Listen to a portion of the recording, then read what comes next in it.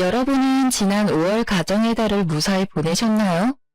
어릴 때는 5월의 가정 행사는 물론 지역이나 학교의 행사도 많고 날씨도 화창해서 5월이 참 좋았는데 결혼하고 나니 5월이 그다지 행복하지는 않은 것 같습니다.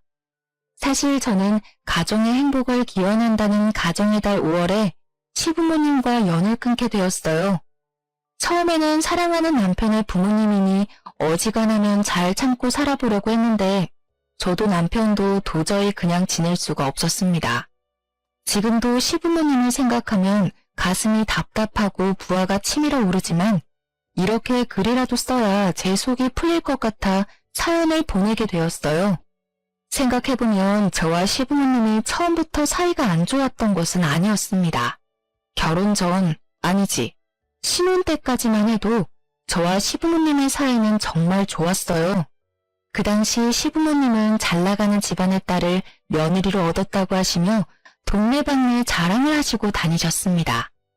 사실 우리 부모님은 제가 어릴 때부터 고급 중식당을 운영하고 계셨는데 그곳이 꽤 잘 되고 있었거든요.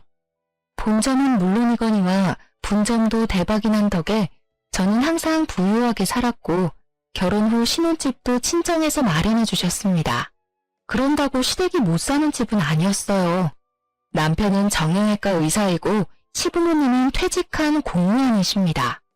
부유하지는 않아도 부족하지는 않은 집안이라 신혼집을 충분히 마련해 주실 수도 있었지만 그래도 결혼해서 눈치 보며 살지 말라는 의미로 친정에서 집을 마련해 주셨어요. 그 덕에 저와 남편은 큰 빚 없이 아주 수월하게 신혼생활을 시작하게 되었죠. 이렇게 제가 적지 않은 예단에 신혼집까지 마련해왔기에 시부모님은 저를 처음에는 떠받들어 주셨습니다. 딱 결혼 후 1년까지만요. 우리의 첫 결혼기념일이었습니다. 저는 부모님의 영향을 받아 중식 조리사 자격증을 따서 부모님의 가게에서 같이 일을 하고 있었어요. 그날 저녁 남편과의 첫 기념일을 어떻게 보낼지 고민하며 퇴근을 하는데 시어머니한테 전화가 왔습니다. 너희들 오늘 첫 결혼기념일이지? 같이 저녁도 먹고 축하해주고 싶은데 잠깐 우리 집에 좀 오렴. 아, 오늘요? 다음엔 안 될까요? 오늘은 그냥 저희 둘이 오붓하게 시간을 보내고 싶은데 다음에 시간 되시면. 시댁 어른이 오라고 하면 그냥 네 하고 오는 거야. 알겠니? 지금 퇴근길인 것 같은데 얼른 집으로 오거라. 저는 갑자기 오라는 시어머니의 말씀이 당황스러웠지만 그래도 우리의 첫 결혼기념일이니 시어머니가 무슨 선물이라도 준비하셨나 싶었습니다. 그렇게 시댁에 도착했는데 선물은커녕 저녁 식사조차도 준비가 하나도 되어 있지 않았어요. 어머니, 오늘 같이 저녁 먹자고 부르신 거 아니었어요? 그리고 아버님은요? 지금 잠깐 친구 만나러 가셨다. 내가 곰곰이 생각해보니까 지난 1년간 우리 집 음식에 대해서 너한테 하나도 알려주지 않았더라고. 그래서 이제 우리 집에서 저녁 같이 먹으면서 우리 집 음식 만드는 법을 전수해주마. 너도 이제 우리 집 며느리 1년 차니 어느 정도 우리 집에 적응은 되었을 것 아니니 이제 본격적으로 한번 우리 집 며느리 노릇 해보자꾸나. 네? 그럼 지금부터 재료 손질을 하고 음식을 만들자고요? 그래. 자, 일단은 우리 지훈이가 갈비찜과 갓 담근 겉절이를 좋아하니까 일단 재료 손질부터 하자. 솔직히 중식당 주방에 있으면서 칼질이야 많이 해봤기에 눈 감고도 할 수는 있지만 저는 오늘 새벽부터 식당에서 일하고 와서 너무 피곤했습니다. 새벽부터 주방에서 일했는데 퇴근해서까지 시댁 주방에서 일하고 싶지는 않았어요. 어머니, 죄송한데 차라리 오늘은 그냥 시켜 먹어요. 저 오늘 새벽부터 식당에서 일하고 와서 너무 피곤하네요. 그냥 주방에서 음식이나 만드는 게 뭐가 그리 피곤하다 그러니? 나도 도울 테니까 얼른 채 썰고 재료 손질하자. 조금 있으면 지훈이 도착한단 말이야. 시어머니는 막무가내로 제게 칼과 도마를 쥐어주셨고 저는 어쩔 수 없이 시어머니의 지시에 따라 식재료 손질을 시작했습니다. 시어머니가 분명 도와주신다고는 했지만 옆에서 말로 지시만 하시더라고요. 그러기를 한참 후 남편이 시댁에 도착했습니다. 우리 아들 왔어? 오늘도 환자 보느라 피곤했지? 잠깐만 소파에서 쉬고 있어. 나랑 은혜랑 얼른 우리 아들 좋아하는 갈비찜이랑 겉절이 만들어서 줄게. 아니 엄마, 오늘 우리 결혼기념일을 축하해주려고 불렀으면 집에 있는 엄마가 음식을 미리 해놨어야 하는 거 아니야? 솔직히 은혜도 오늘 새벽부터 출근해서 피곤한 사람이야. 게다가 은혜는 내일도 새벽부터 출근해야 하는데. 이제 음식 준비해서 먹고 치우고 하면 우리 도대체 언제 집에 가서 언제 쉬라고? 그래도 첫 결혼기념일에 이렇게 다들 모여서 같이 음식 만들어 먹고 하면 명절 분위기도 나고 좋잖아. 이참에 은혜한테 우리 집 음식에 대해서도 알려주고 너도 너가 좋아하는 음식들 먹고 말이야. 우리 집 음식에 대해서 뭘 알려줘? 솔직히 말해서 엄마보다 은혜가 더 음식 맛깔나게 잘해. 오히려 음식 배워야 할 사람은 은혜가 아니라 엄마라고. 뭐? 아니 제가 결혼 전에는 그저 효자였는데 결혼하더니 점점 이상해지는 것 같아. 예, 은혜야. 우리 아들 요새 힘든 것 같은데 음식이랑은 잘 챙겨주고 있니? 너가 아무리 새벽에 일어나서 온종일 음식을 만든다고 해도 네 남편 밥 잘 챙겨줘야 해. 맞벌이여도 반드시 남편의 밥은 챙겨야 한다. 그게 우리 집 며느리들의 도리이고, 알겠니? 아무리 그래도 저는 새벽 6시에 나가야 하고 남편은 6시에 일어나는데 어떻게 밥을 차려요. 그리고 지은 씨가 애도 아니고 배고프면 알아서 차려 먹든지 나가서 사 먹든지 해야지. 제가 어떻게 음식을 다 차리고 챙겨줘요, 어머니. 어머, 얘 좀 봐라. 너도 시어미한테 말대꾸하는 거야? 예, 저번에 본 내 친구 옥정이 알지? 그 집 며느리는 의사인데도 자기 남편한테 꼬박꼬박 아침밥 차려주고 점심 도시락도 챙겨주고 저녁밥도 아주 진수성찬으로 차려준다더라. 다른 집은 의사, 변호사 며느리도 없고 그 며느리들이 요리도 잘하고 부지런해서 그 집 아들들은 아침밥 다 얻어먹고 출근한대. 근데 우리 집은 조리사 며느리 얻었는데 아들이 아침밥도 못 얻어먹고 다닌다는 게 말이 되니? 사실 시어머니 지인의 며느리들은 하나같이 의사, 변호사와 같은 직업을 가졌습니다. 그래서인지 시어머니는 지인 모임을 다녀오시면 의사, 변호사 며느리를 가진 지인들을 많이 부러워하셨어요. 저도 그 부분은 알고는 있었지만 그래도 제게 대놓고 표현은 하지 않으셔서 그냥 그러려니 하고 말았습니다.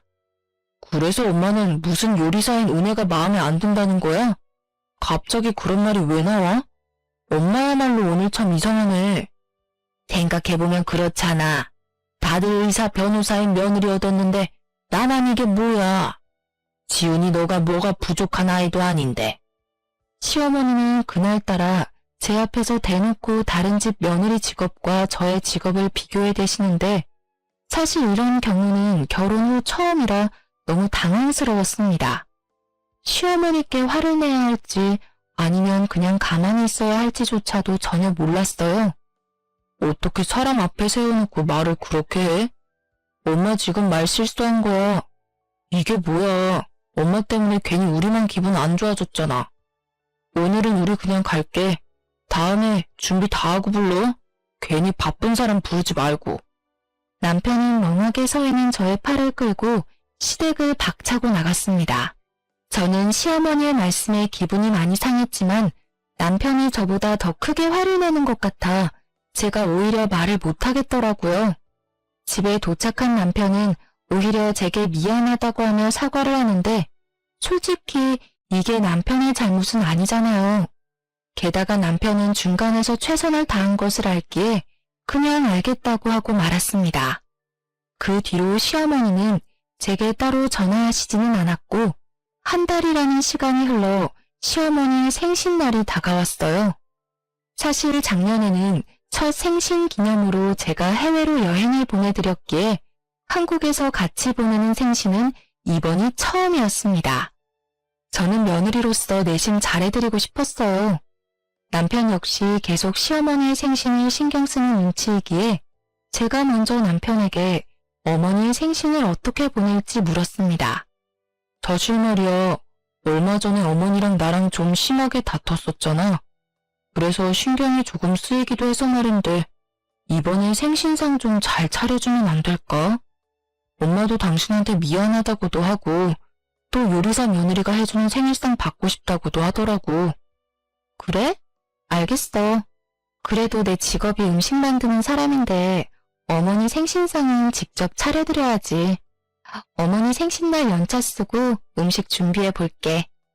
남편이 이렇게 이야기하는데 생신상을 준비 안 할 수가 없겠더라고요.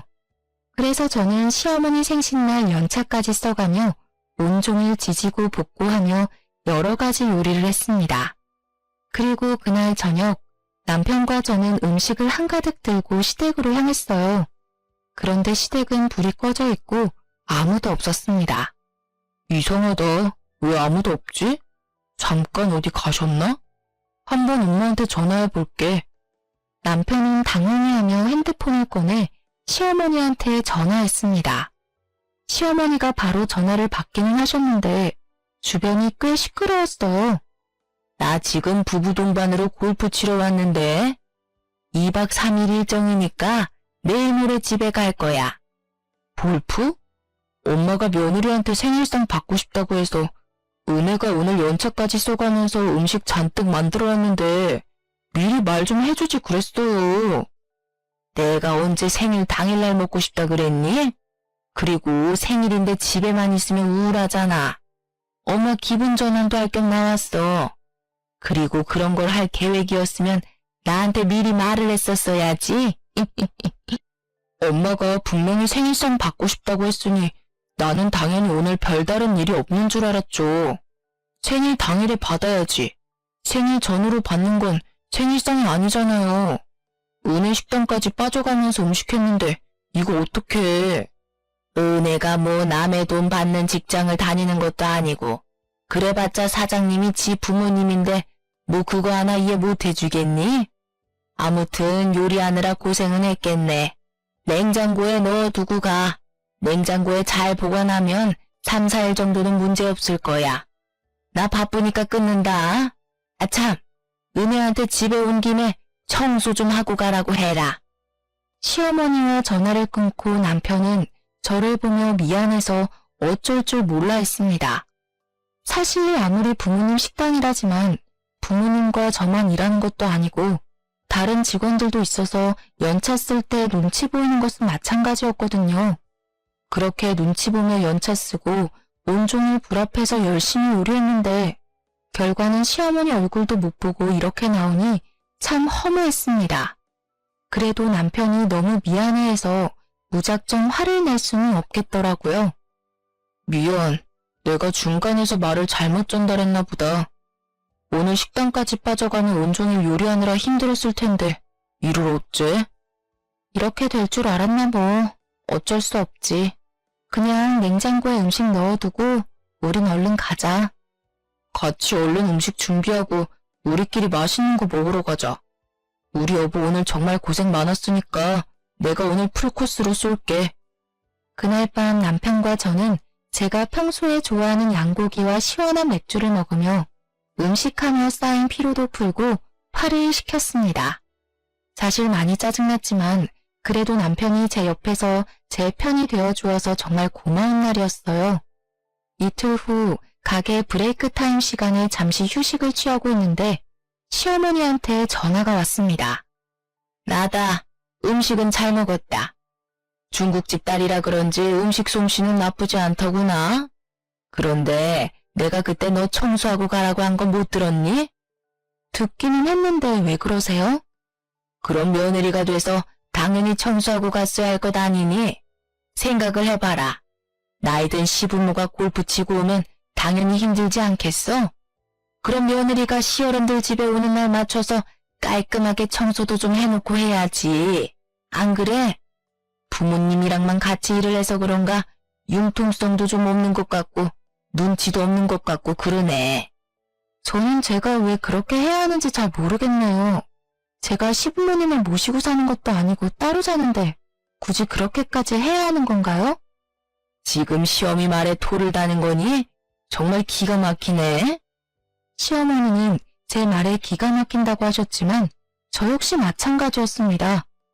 일이 있어서 출장을 다녀오신 것도 아니고 친구들과 놀러 가셨는데 며느리가 어른들 돌아오시는 날 맞춰서 집안 청소를 해야 한다뇨.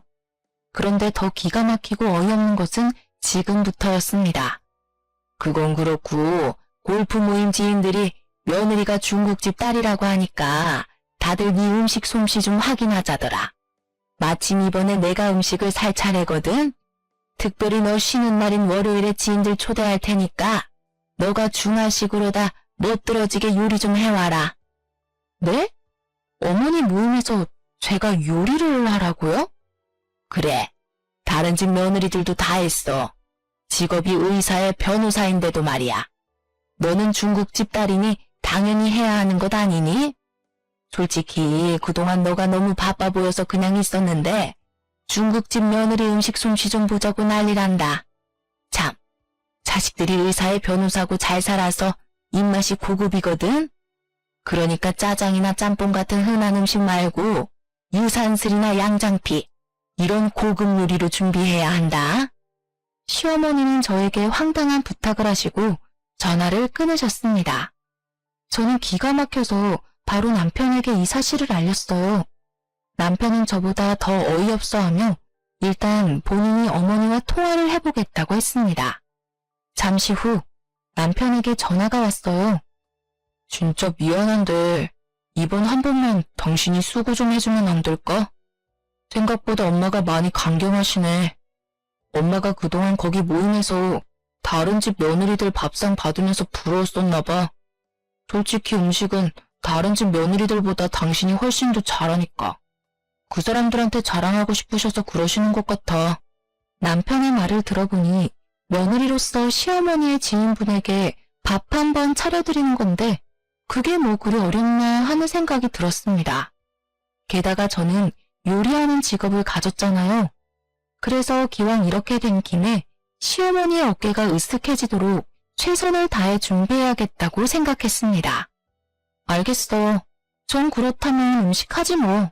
그럼 그날 같이 가줄 수는 있는 거지? 월요일이랬지? 아, 맞다. 그날 나 지방으로 의료봉사 가는 날이야. 당신 혼자 가야 할 것 같은데 어쩌지? 병원에서 단체로 움직이는 거라 미룰 수가 없어서. 의료봉사인데 어쩔 수 없지. 알겠어. 어떻게든 한번 해볼게. 결국 엄마의 도움을 받아 음식을 준비하게 되었습니다.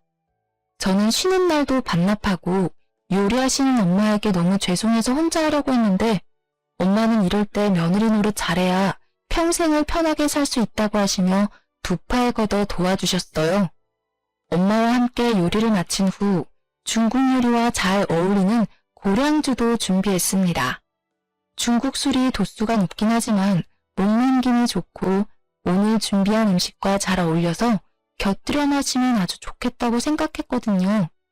이렇게 술에 후식까지 완벽하게 챙겨서 시댁으로 가려는데 음식이 너무 많아 도무지 혼자서 옮길 수가 없겠더라고요. 그래서 어쩔 수 없이 엄마와 함께 시댁에 가게 되었습니다. 어머, 사돈도 오셨어요? 오랜만이네요. 잘 지내셨죠? 시어머니는 지인분들에게 우리 엄마와 저를 소개하며 아주 환하게 웃으셨고 저와 엄마는 정성껏 준비한 음식을 차렸습니다. 지인분들은 저와 엄마의 음식을 맛보더니 손맛 좋은 사돈과 며느리를 둬서 좋겠다며 시어머니를 부러워했어요. 잠시 후 야심차게 준비한 술이 오가며 분위기는 점점 화기애애해졌습니다. 특히 시부모님은 그날따라 술이 잘 받는다며 많이 드셨어요. 아무래도 며느리가 요식업에 있다 보니까 음식에 대해서는 하나를 알려주면 열을 하더라고요. 그래도 음식들이 나쁘지 않죠. 제가 특별히 부탁했습니다. 다들 입맛에 맞는 것 같아 다행이에요. 정말 부럽네요.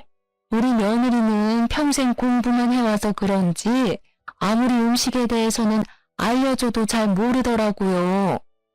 어머, 그래도 며느리가 피부과 의사잖아요. 요새 피부과 의사가 얼마나 인기가 많다고요.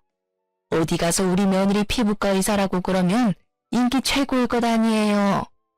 그런 며느리 뒀으면 됐지. 무슨 음식까지 알려주려고 그래요. 내가 그런 며느리 뒀으면 업고 다니겠구만. 고작 음식점 하는 며느리보다는 100배 1000배 낫죠. 시어머니가 뒷말을 흘려가며 말씀하셨지만 저는 똑똑히 들었습니다. 엄마 역시 그 이야기를 들었는지 헛기침을 하며 당황하는 표정을 지으셨어요. 그래도 사람 욕심이 끝이 없네요. 음식 솜씨가 영 없어서 우리 아들 밥은 어떻게 잘 먹고 사나 걱정도 되고요. 그나저나 부럽네요. 음식 솜씨 좋은 며느리 두셔서. 그래봤자 뭐 식당 운영하는 며느리인걸요. 사실 저 어디 가서 말도 못해요. 요새 다들 며느리들이 의사, 변호사라 식당 운영하는 며느리는 명함도 못 꺼낸답니다. 안 그래요, 여보? 그렇지. 요새는 어쩜 며느리들이 잘 나가는지 몰라. 여기 계신 분들, 며느리들도 다들 사자 직업 가졌잖아요. 솔직히 짱깨집 딸보다는 의사, 변호사가 훨씬 낫지. 안 그래요? 시부모님은 술에 취하셨는지 얼굴이 벌개져서는 대놓고 저와 엄마의 직업을 무시했고 그 자리에 있던 저와 엄마는 점점 기분이 상해 표정 관리가 안 되기 시작했습니다.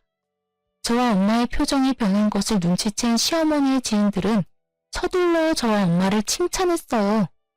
에이, 맛있는 음식 만들어서 기쁨을 주는 요리사라는 직업도 멋진 직업이죠. 게다가 요즘같이 어려운 시기에 식당을 계속 운영하는 게 얼마나 힘든 일인데요. 저는 며느리와 사돈이 정말 대단하다고 느껴지는걸요. 대단은 무슨. 요새는 지방 구석에 가도 다 있는 짱깨집 사장이 뭘 그리 대단하다고. 옛날에 못 살 때야 짱깨집 하면 우아했지만 지금 짱깨 요리는 솔직히 개나 소나 먹는 음식이지 뭐. 안 그려? 아버지, 지금 뭐라고 하셨어요? 개나 소나 먹는 음식이요? 지금 이게 다 얼마짜린지 아세요? 뭐 많아봤자 5만 원 정도 하겠지. 5만 원이요? 이거 다 고급 요리라 다 더하면 60만 원이에요. 저는 최선을 다해 고급 음식을 준비했는데 개나 소나 먹는 음식이라는 소리를 들으니 기분이 너무 나쁘네요. 시아버지는 제 말에 콧방귀를 끼며 여전히 술에 취해 의사, 변호사 며느리를 얻지 못한 아쉬움을 드러냈습니다. 이깟 60만 원짜리 한 끼 식사가 뭘 대수라고. 내가 의사, 변호사 며느리만 얻었으면 이딴 음식 맨날 먹을 수 있어. 알아? 참나. 이봐요. 나이 먹고 술 취했으면 곱게 취할 것이지 어디서 지금 술주정이야. 그렇게 의사 며느리 얻고 싶으셨으면 왜 우리 은혜랑 왜 결혼시켰어? 우리는 처음부터 은혜 쟤 마음에 안 들었어. 우리는 우리 아들과 동급인 의사나 변호사와 결혼시키려고 했다고. 그런데 전현이 우리 지훈이를 어떻게 꼬셨는지는 몰라도 지훈이가 전현 없으면 못 살겠다잖아. 그래서 어쩔 수 없이 결혼시켰으면 감사합니다 하고 말 것이지 뭘 그리 큰 소리야 여팬네가. 여팬네요? 그래도 사돈이라고 봐줬는데 더는 못 참아. 나는 성격 더러워서 이딴 사람들한테 내 음식 공짜로 못 줍니다. 음식값 60만 원 다 내놓으세요. 아우, 정말 더럽고 치사해서 돈 줄게요. 그깟 60만 원 얼마나 한다고. 자, 여기 카드.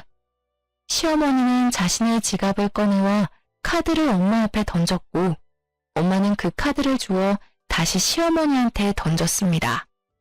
카드 리더기 없어요. 현금으로 주세요. 정말 가지가지하네. 기다려봐요.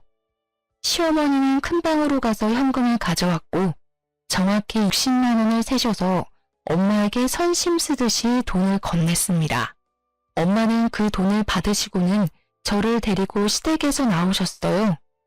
너 설마 시댁에서 이런 대우 받으면서 그동안 산 거니? 내가 너 시댁에서 눈치 보며 살지 말라고 일부러 신혼집까지 해줬는데 이게 뭐야? 임서방도 너를 이렇게 무시해? 시부모님은 원래는 안 그러셨는데 최근에 내가 좀 편해지셨는지 말을 편하게 하셔. 그래도 남편이 항상 중간에서 잘 막아주고 있어. 그러니까 너무 걱정하지 마. 엄마는 당장 남편에게 전화해서 따질 것이라고 하셨지만 의료봉사로 타지에 있는데 굳이 신경 쓰이게 하고 싶지 않았습니다. 시부모가 너한테 뭐라고 하든 말든 너 할 말 다 하고 살아. 너 그 집에서 눈치 볼 것 없어. 임서방도 너 안 도와주면 당장 이혼해. 알겠어? 많이 화가 나고 흥분한 엄마를 겨우 진정시키고 엄마는 친정집에, 저는 우리 집에 도착했습니다. 집에 와서 잠시 쉬고 있는데 시어머니한테 전화가 왔어요. 저는 왠지 시어머니가 술에 취해 고운 말을 하지 않을 것 같아 녹음 버튼을 눌렀습니다. 너는 지금 내 모임을 이렇게 박살내놓고 그냥 가버리냐? 너랑 너네 엄마 때문에 분위기가 완전 이상해졌잖아. 빨리 와서 사과 못해? 먼저 우리 집 무시한 건 어머니 아버지세요. 어떻게 사람을 앞에 두고 의사 변호사 며느리를 바랬다는 소리를 하세요? 그럼 우리가 뭐 잘못이라도 했다는 거야? 아이고 며느리 무서워서 무슨 말을 못하겠네. 어쨌든 우리가 술 취해서 뒷정리 하나도 못할 것 같으니 와서 뒷정리 좀 해라. 의사 변호사 며느리도 아닌데 그 정도는 해야 하지 않겠어? 제가 왜 뒷정리를 하러 다시 가야 하는데요? 말이 돼요? 왜 말이 안 돼? 식당에서도 손님이 밥 다 먹으면 직원들이 와서 치우잖아. 넌 오늘 우리 모임을 위한 직원으로 왔으니까 얼른 와서 치우라고. 시어머니는 술에 취해서 말 같지도 않은 소리를 주저리 하고 계셨고 더는 대화할 필요가 없다고 생각되어 전화를 끊었습니다. 그 후 몇 번의 전화가 더 왔지만 저는 받지 않았어요. 다음날 남편이 의료봉사를 마치고 집으로 돌아왔습니다. 저는 남편에게 어제 있었던 일들을 말하려 했지만 남편이 너무 피곤해 보여서 굳이 말하지는 않았어요. 우리는 간단히 맥주 한 잔을 하며 쉬고 있는데 시어머니가 남편에게 전화했습니다. 아들, 의료봉사는 잘 다녀왔어?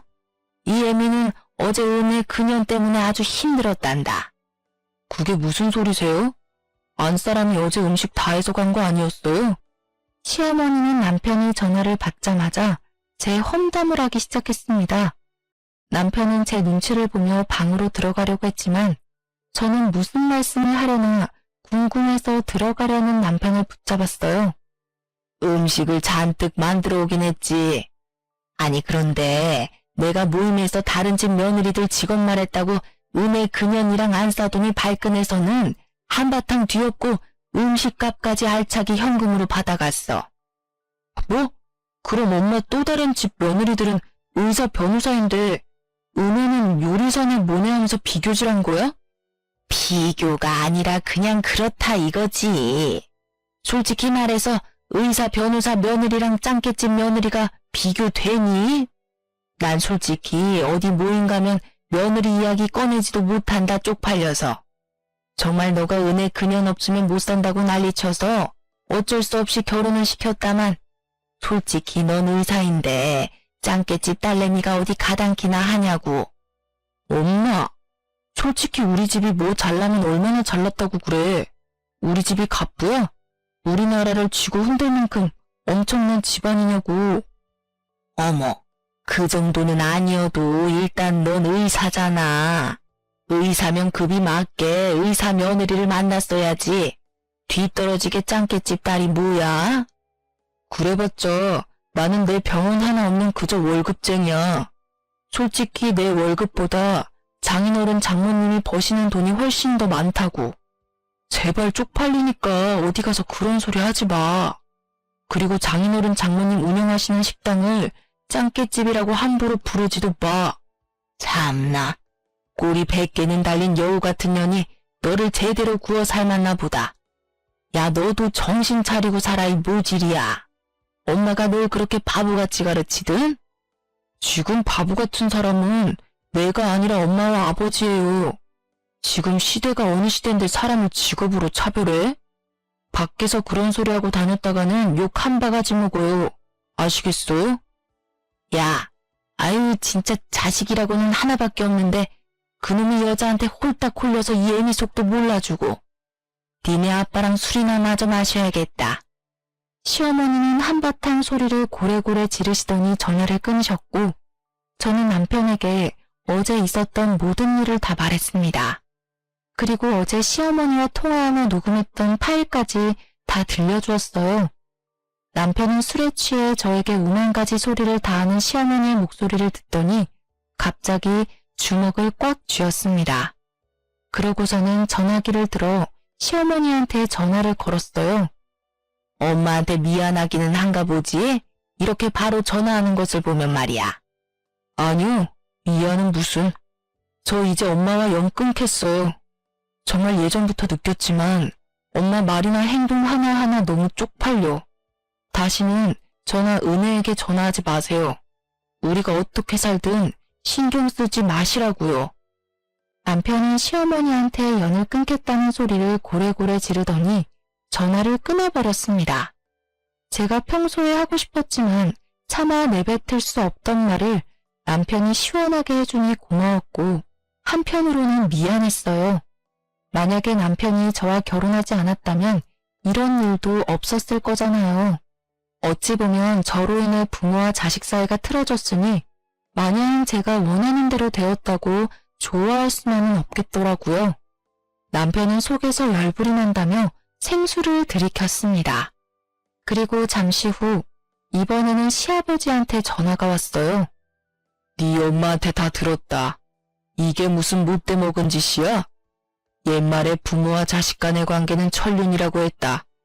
어떻게 네가 감히 하늘이 정한 연을 끊겠다고 해? 네가 그러고도 사람이야? 어서 네 엄마한테 죄송하다고 사과해. 사과요? 저는 제 가족을 모욕하는 아빠랑 엄마를 도무지 용서할 수가 없어요. 은혜와 장모님께 진심으로 사과할 때까지 저는 두 분 안 보고 살 거예요. 그리고 매달 드렸던 용돈도 끊을 테니 그런 줄 아세요. 더는 할 말 없으니 전화 끊습니다.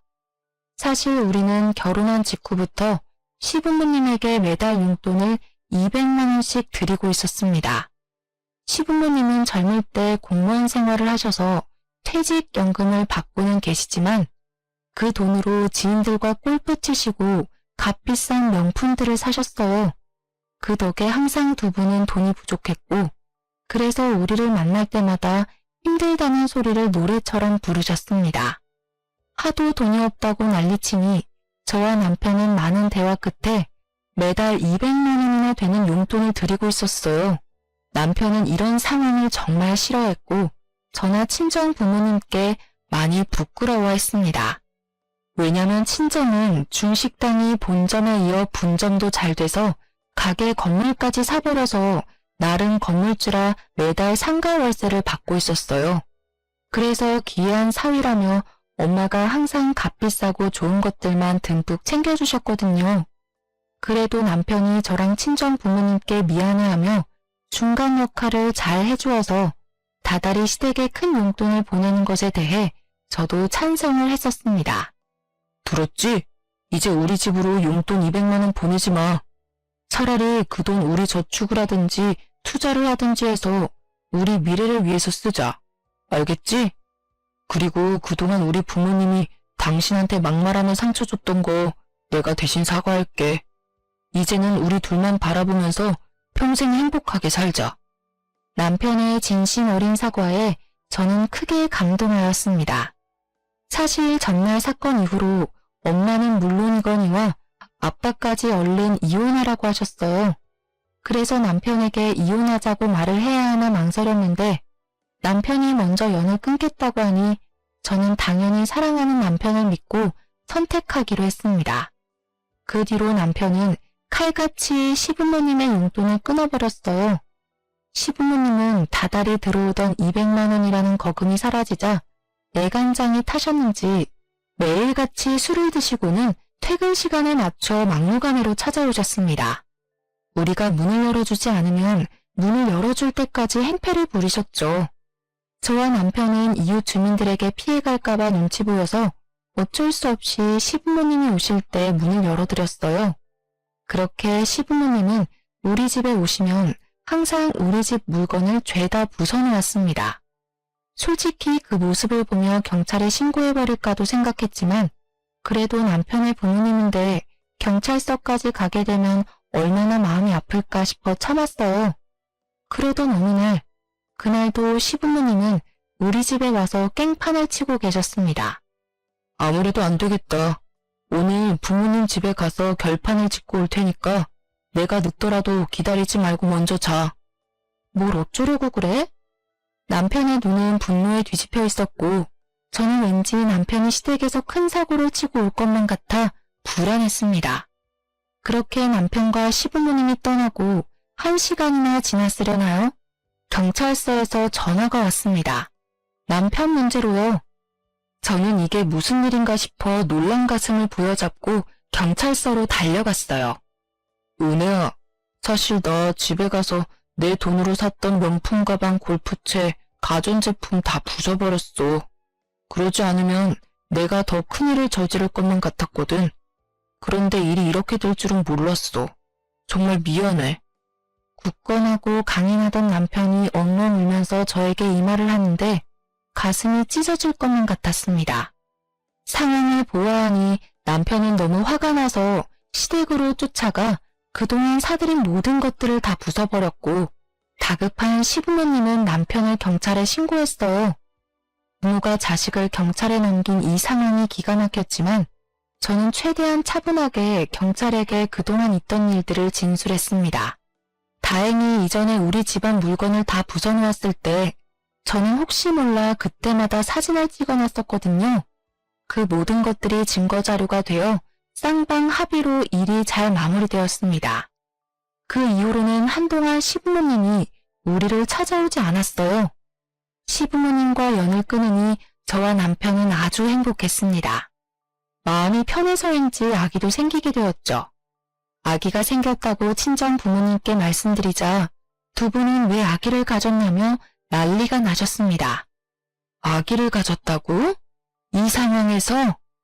너는 둘이 빨리 헤어지라니까 나중에 이혼하기 힘들게 왜 아기까지 가졌어? 엄마가 걱정하는 마음 뭔지는 잘 아는데 지은 씨 중간 역할을 아주 많이 잘해주고 있어. 나는 그런 지은 씨 믿어. 친정 부모님은 그래도 제 걱정이 된다며 저를 안타까워하셨지만 저는 제 남편을 믿기에 걱정이 전혀 되지 않았습니다.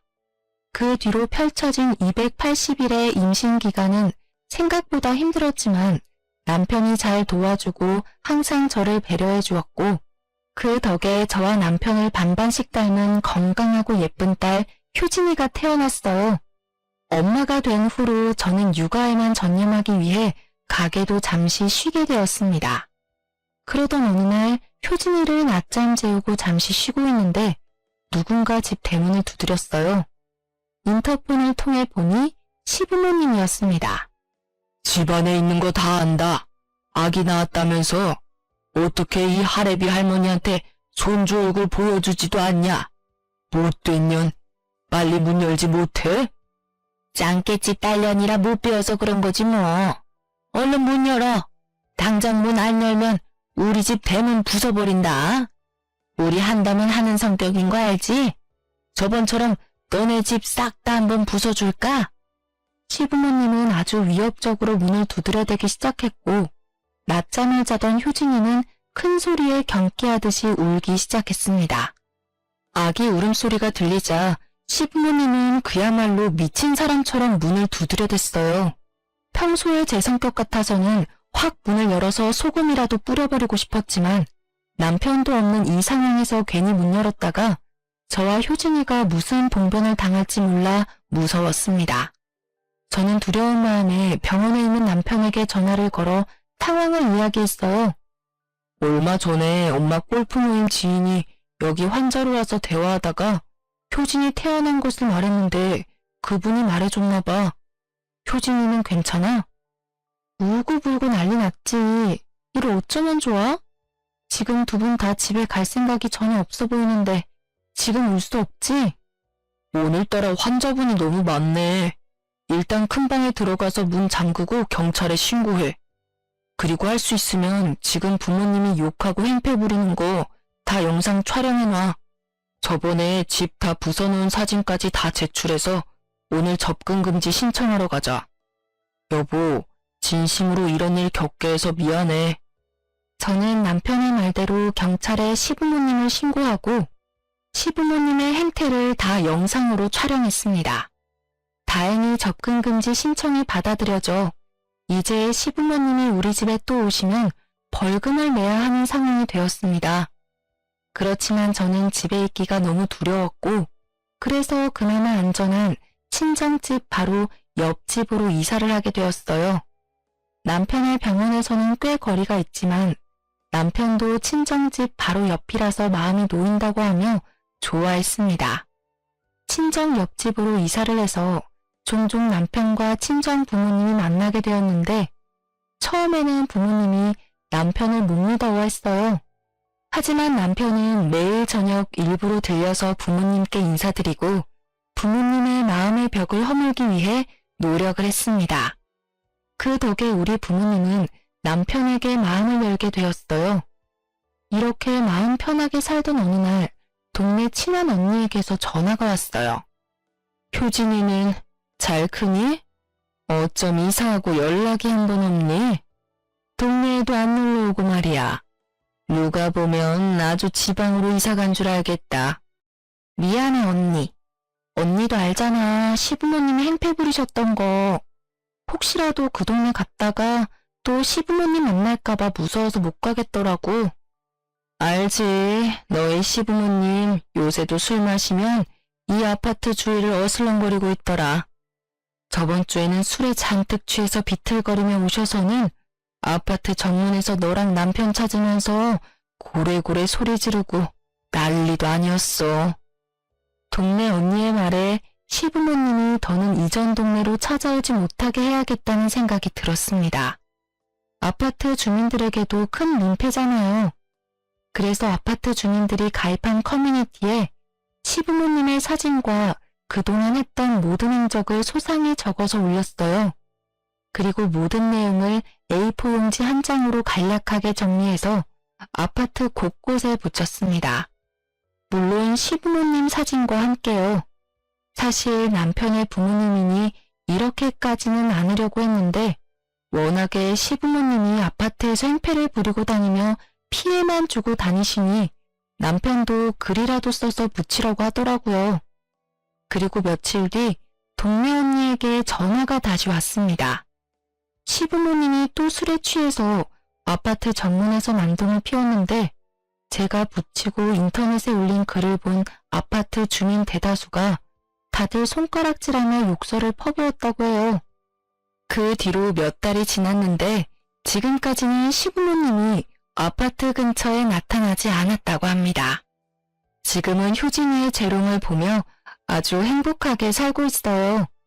친정 부모님은 처음에는 효진이를 그다지 탐탁지 않게 생각했는데 요새는 효진이의 얼굴을 조금이라도 자세히 보겠다며 효진이와 같이 거실을 기어다니시기까지 한답니다. 효진이 덕에 요새는 친정 부모님도 저도 남편도 웃을 일만 가득하네요. 2023년 남은 하반기도 효진이와 우리 모든 가족이 매일 이렇게 웃으며 살았으면 좋겠습니다. 참, 이것도 알려드려야겠네요. 얼마 전에 친정엄마가 단골 가게로 장 보러 갔다가 우연히 제 시부모님에 대한 근황을 듣게 되었거든요. 지금 어찌 사시는 줄 아세요?